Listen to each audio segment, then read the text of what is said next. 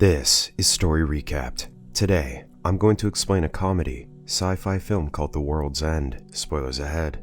Watch out, and take care. In 1990, a group of teenagers aimed to complete the Golden Mile, a pub crawl where they hit all 12 pubs in their hometown, Newton Haven, and end at the pub called The World's End. The lads couldn't complete the Golden Mile. However, Gary treasured that night as the best night of his life. At present, Gary King admits to his support group that his life never lived up to that night. When asked if Gary is disappointed that he never made it to the world's end, he says no, yet his mind wanders to his speech in his younger years, inspiring him to start something. Days later, Gary visits Peter Page, who's working as a car salesman. Gary invites him to attempt the Golden Mile again, but Peter is hesitant. Later, Stephen Prince spots Gary on his construction site. Stephen refuses to join Gary's plans, and is skeptical that Andy agrees to drink with him. Gary then barges into a house that Oliver Chamberlain is selling, claiming that the plan is about reconnecting their friendship. Oliver considers the idea, though he questions how Gary could convince Andy to join. Finally, Gary visits Andy Knightley, but Andy passively waves off his words. When he hears about Gary's plan, Andy reminds him that he's been sober for 16 years. Seeing that he can't convince him, Gary puts down 600 pounds on his desk. Gary shares that his mother died and it got him thinking of the good old days, adding that Andy was the best friend he ever had. On Friday, Peter, Stephen, and Oliver happily reunite, joking how they all foolishly agreed to Gary's plan. To their surprise, Andy shows up. After an hour, Gary finally pulls up in his old car, the Beast. At a cafe, the men swap stories about their mildly successful careers until Andy points out that Gary is playing arcades. When the others think that Gary never changed, Andy defends that Gary finally paid him his debt.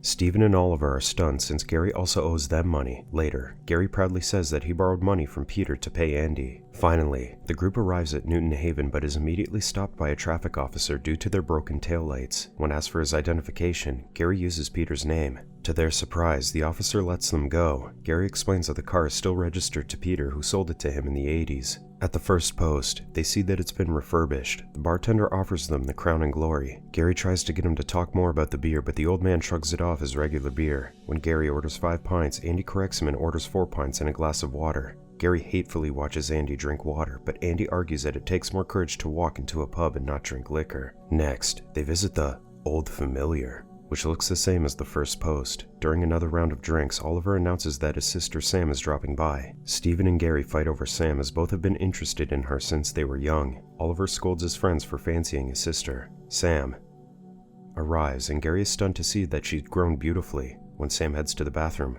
Gary happily follows her. Sam slaps him for assuming that she'd sleep with him in the bathroom as they did in the 90s. Later, Sam leaves and gives Gary an out-of-order sign. Stephen watches Sam as she's walking out of the pub. At the next pub, they spot Mad Basil, an elderly man who used to talk about extraterrestrial events. The bartender recognizes Gary and points out that he's barred from the pub. Gary angrily leaves while his pals want to move on. Gary spots leftover beer outside the pub. Determined to fulfill having a pint at every pub, he drinks them. At the next pub, the men reminisce about the beautiful schoolmates they nicknamed the Marmalade Sandwich. A man walks up to them and asks for an empty seat. Peter recognizes him as Shane Hawkins, his old school bully. This brings back memories of Peter's horrible childhood. What hurts him the most is that Shane doesn't even remember him, like ruining his childhood meant nothing. Gary interrupts Peter by loudly setting down shots for them.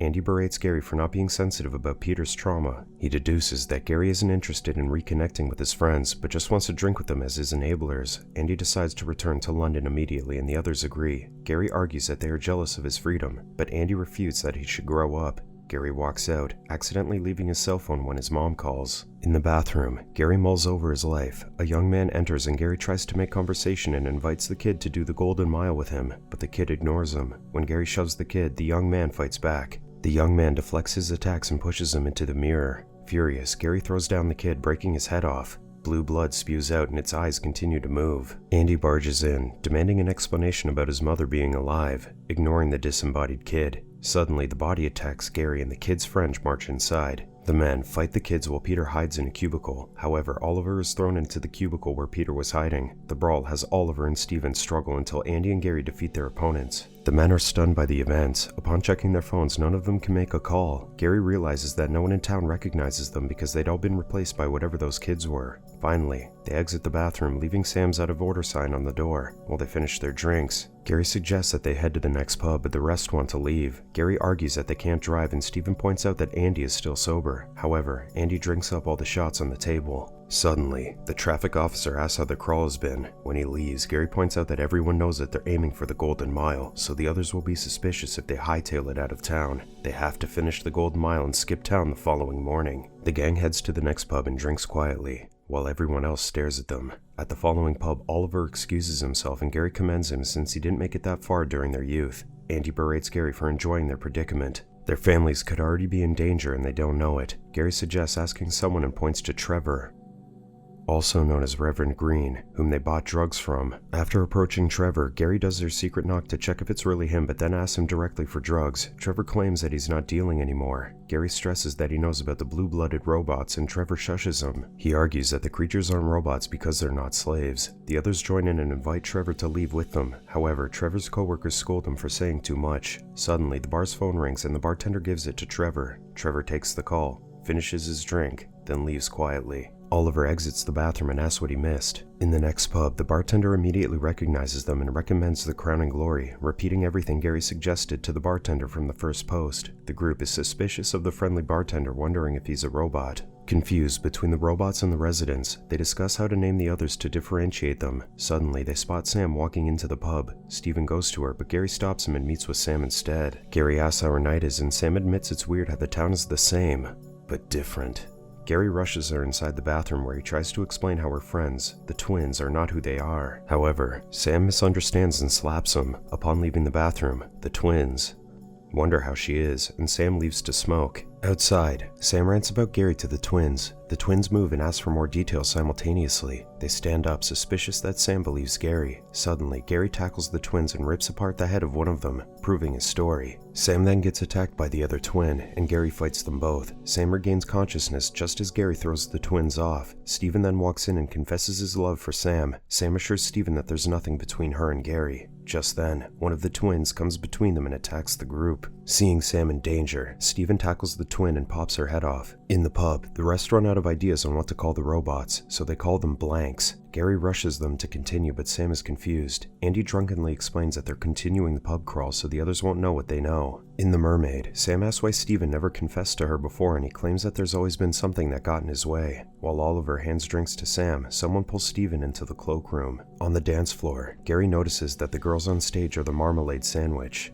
Still in their youthful form, the ladies entrance Gary, Andy, and Peter while Oliver watches with a smile. In the cloakroom, Basil claims that the blanks arrived on the night they first tried the Golden Mile and replaced the people who had influence over the town. The replacements were friendlier than the real humans because the blanks wanted the humans to like them to influence them. Whoever resists gets replaced. The blanks take their DNA to recreate them and even make them young, just as they did with the Marmalade Sandwich. When Steven asks what happens to those who get replaced, Basil insists that he doesn't ask. On the dance floor, Oliver points out that Sam's childhood crush, Adrian Keene, is also there. Upon seeing him, Sam runs and bumps into Steven. After convincing the others to leave, they meet Oliver in the alley. Sam reveals that the real Adrian Keene died 8 years ago. Steven stresses that the blanks know precisely how to get them. According to Basil, Oliver argues that Basil is crazy and insists that Gary's plan is still the best that they've got. At the Beehive, their drinks are already laid out, with Guy Shepherd, Gary's favorite teacher, waiting for them. Guy insists that the blanks are there to help them join the community in the universe. Spotting something peculiar, Andy smacks Oliver over the head, revealing that he's a blank. Guy triggers the fire alarm and all the blanks' heads emit blue lights. They threaten to use force if the humans don't join them willingly. In response, Andy headbutts Guy. Andy brawls with the blanks, and the others join in while Gary desperately tries to finish his drink. After fending off a few, one knocks a glass out of his hand. Andy continues to take on more of the blanks while Gary pours another pint. The fake Oliver approaches Sam, and Steven defends her but gets knocked out. Gary goes to Sam's rescue, still with a drink in hand. After breaking many of the blanks, the humans realize that the blanks can easily fix themselves. Guy invites him to talk things through, but Gary refuses, so the blanks attack again. Andy yells for them to meet at the smokehouse, so Gary grabs Sam and takes her upstairs. After fending off 2 blanks, they rush outside but see more coming. Sam spots her car, so Gary foolishly jumps on top of it. Sam hops into the car, but Gary tells her to escape alone. Gary promises to find the real Oliver and take care of Steven for her. Gary wonders if things would have worked out if he didn't leave her 20 years ago, but Sam tells him that their lives don't have to be limited to that evening. After Sam drives away, Gary meets the others in the smokehouse. The guys scold Gary for letting Sam, the only one sober enough to drive, go alone. Steven then accuses Gary of being replaced, and Gary diverts the accusation back to them. Andy reveals that he figured that Oliver wasn't real because the birthmark that he had surgically removed was back, so they figured that the blanks won't have their scars. To prove that they're human, the men show their scars from their youth. Andy suggests showing the scar that he got when he drunkenly crashed the car after trying to get a drugged-up Gary to the hospital. Gary abandoned him at the time. Andy then demands that he show the scar on his elbow. Instead, Gary slams his head repeatedly on the pole to prove that he's human, and the others are satisfied. Gary urges them to continue the crawl. Peter is confronted by Shane, who apologizes for bullying him. The others spot Peter beating up the fake Shane until the blanks surround him. The traffic officer puts his hand on his face and Peter falls asleep. After losing Peter, Andy and Steven are troubled, but Gary suggests that they continue the crawl. Andy punches Gary, then they carry him to leave town. They then notice the town statue searching for them. To sneak back into the car undetected, they have to go through the next pub, the King's Head. Andy sets Gary on the bar while they check the back door. The car is just across the street, but blanks block their way. They turn and see Gary pouring himself a pint and mournfully toasts Oliver and Peter. Realizing how close he is to completing the Golden Mile, Gary tosses his keys at Andy and then runs to the next pub.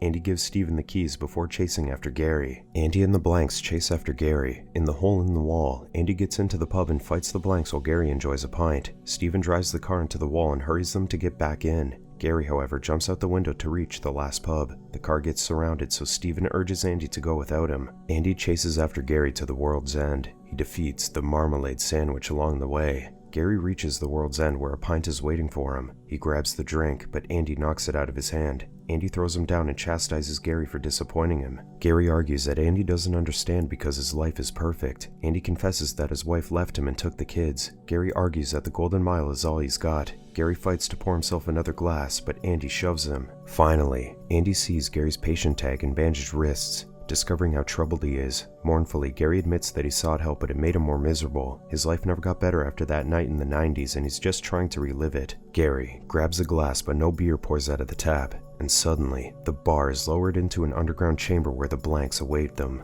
A disembodied alien called the Network offers Gary to enable their full potential. Using their fake friends, they explain that they replaced key humans to peacefully integrate their ideologies to prepare them for joining the intergalactic community. Above them, the young version of their gang is presented. Gary's young self offers to take on the life for him so that he can live as the boy that he was. Gary smiles, then snaps the other Gary's neck, declaring that there's only one Gary King. The Network argues that since their arrival, humans have enjoyed the technology that they have offered. Andy and Gary defend humanity as the alien criticizes them for being the least civilized planet in the galaxy. When the Network challenges that they're merely two drunk men, Steven drops in to support them. Andy questions the aliens' claim that they're not conquering, when they've replaced most of the humans in their hometown. The Network defends that they don't waste the humans who were replaced, turning them into mulch that helps grow new life. The Network admits that it's a process that hasn't been successful on Earth. Gary declares that humans don't want to be told what to do. Finally, the Network decides that it's pointless to argue. The blanks shut down upon the aliens' decision to leave. Gary celebrates as the chamber explodes. They exit the pub and watch as the World's End burns to the ground.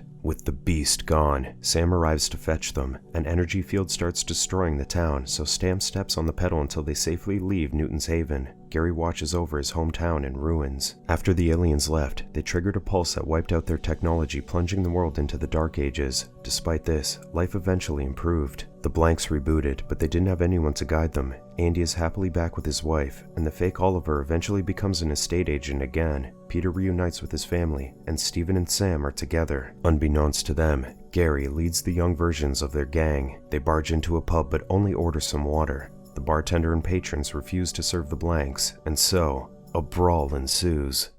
Subscribe to watch more videos like this. Turn on notifications. And leave a like, it really helps the channel out. Thank you for watching.